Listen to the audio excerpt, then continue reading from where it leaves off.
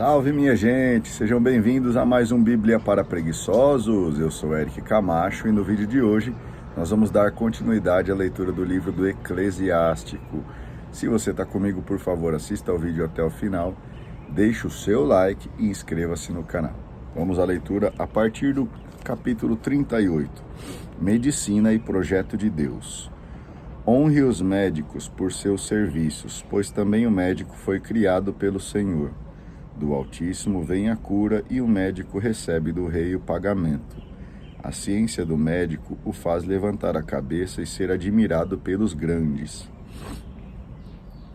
Da terra, o Senhor criou os remédios e o homem de bom senso não os despreza.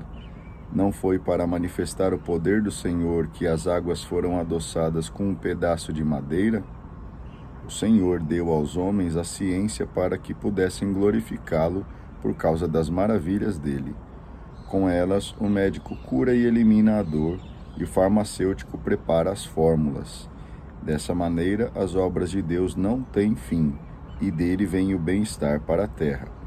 Meu filho, se você ficar doente, não se descuide. Suplique ao Senhor e ele o curará. Evite as faltas, lave as mãos e purifique o coração de todo pecado. Ofereça incenso e um memorial de flor de farinha, e faça gordas ofertas, conforme suas possibilidades. Depois consulte o médico, pois também ele foi criado pelo Senhor. Não o afaste, porque você precisa dele. Há casos em que a cura depende só dele. Ele também suplica ao Senhor, a fim de que lhe conceda aliviar a doença e curar seus pacientes. Quem peca contra o seu Criador, que caia nas mãos do médico. O luto. Meu filho, derrame lágrimas pelo morto e faça luto como alguém que sofre profundamente. Depois enterre o cadáver segundo o costume, e não deixe de honrar o túmulo dele. Chore amargamente, bata no peito e observe o luto proporcional à dignidade do morto, durante 1 ou 2 dias para evitar os comentários do povo, e depois console-se de sua tristeza. Porque a tristeza leva para a morte, e qualquer aflição do coração consome as forças. Na desgraça, a tristeza permanece, e uma vida triste é insuportável.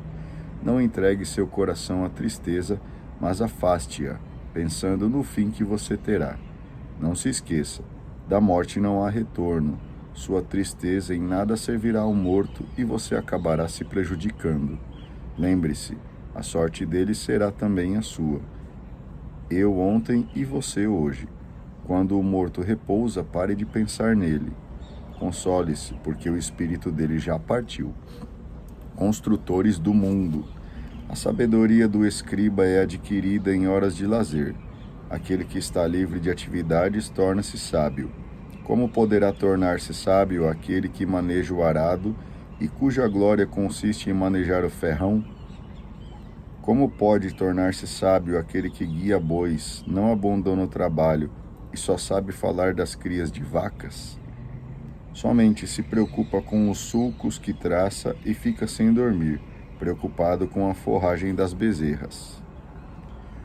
O mesmo acontece com todo carpinteiro e construtor e com qualquer pessoa que trabalha dia e noite. Aqueles que fazem entalhes para os selos procuram pacientemente variar o desenho. Eles tentam reproduzir o modelo e se preocupam em terminar o trabalho.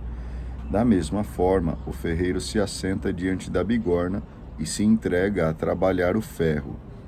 A chama do fogo seca-lhe a carne e ele se debate com o calor da forja.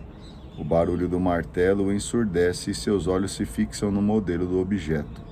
Ele se esforça em acabar o trabalho e fica atento para retocá-lo, até ficar perfeito. O oleiro se assenta para fazer o trabalho, girando a roda com os pés e dedicando total cuidado à sua obra. Todos os seus gestos são calculados.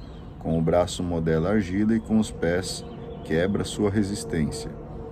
Ele se preocupa em acabar o polimento e passa a noite limpando o forno. Todos esses artesãos confiam em suas próprias mãos, e cada um é hábil em sua profissão. Sem eles, seria impossível construir uma cidade, e ninguém poderia nelas habitar ou andar.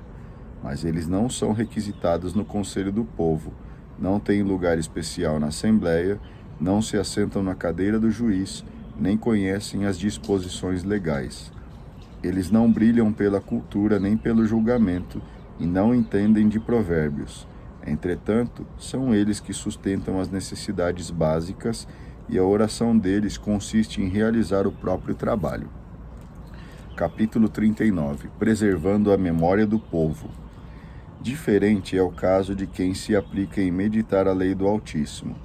Ele investiga a sabedoria de todos os antigos e se dedica aos estudos das profecias. Preserva as sentenças dos homens famosos e penetra a sutileza das parábolas. Busca o sentido oculto dos provérbios e se ocupa com os enigmas das palavras. Desempenha funções entre os grandes e marca presença nas reuniões dos chefes. Viaja entre povos estrangeiros, fazendo a experiência do bem e do mal entre os homens. De manhã, cedinho, dirige o coração ao Senhor que o criou e reza diante do Altíssimo, abrindo a boca em oração e implorando por seus pecados. Se for da vontade do Supremo Senhor, ele ficará repleto do espírito de inteligência e fará chover palavras de sabedoria e agradecerá ao Senhor na oração. O Senhor dirigirá seu conselho e sua ciência, e ele meditará nos mistérios divinos. Ele fará brilhar a instrução do seu ensinamento e se orgulhará com a lei da aliança do Senhor. Muitos elogiarão a sua inteligência e ele nunca será esquecido. Não desaparecerá a sua recordação e a sua fama viverá de geração em geração. Os povos falarão da sua sabedoria e a Assembleia proclamará os seus louvores. Se viver por muito tempo, deixará um nome mais famoso que 1000 outros, e quando morrer isso lhe bastará. Todas as coisas são boas.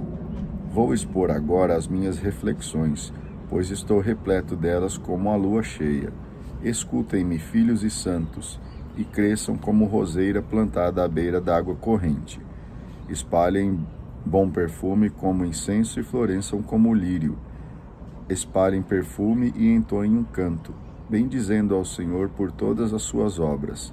Engrandeçam o nome do Senhor, proclamem os louvores dele com seus cânticos e cítaras. Vocês o louvarão assim. Como são magníficas todas as obras do Senhor! Todas as suas ordens são executadas pontualmente. Não é preciso dizer o que é isto, por que aquilo. Todas as coisas serão esclarecidas a seu tempo. A uma ordem dele, a água parou e se juntou, e a sua voz se formaram os reservatórios de água. Sob sua ordem, tudo o que ele deseja é realizado, e não há quem possa impedir sua obra de salvação. Diante dele estão todas as obras dos homens, e nada consegue esconder-se de seus olhos. Seu olhar se estende de eternidade em eternidade, e para ele nada é extraordinário. Não é preciso dizer o que é isso, por que aquilo, pois todas as coisas foram criadas para uma finalidade. Sua bênção transborda como rio e rega a terra como inundação. Dessa forma, as nações fazem experiência de sua ira, tal e qual, como transformou as águas em deserto salgado. Seus caminhos são retos para os homens santos, mas para os injustos estão cheios de obstáculos. Desde o princípio, as coisas boas foram criadas para os bons, assim como os males foram criados para os pecadores. Para a vida do homem, as coisas de primeira necessidade são as seguintes: água, fogo, ferro, sal, farinha de trigo, leite, mel, suco de uva, óleo e roupa. Todas essas coisas são boas para os fiéis, mas para os pecadores se tornam más. Há ventos que foram criados para castigar, e que, enfurecendo, se tornam flagelo. Quando chegar o fim, eles desencadearão sua violência e aplacarão o furor do seu Criador. Fogo e granizo, fome e morte foram criados para castigar. Os dentes das feras, os escorpiões, as cobras e a espada da vingadora existem para arruinar os injustos.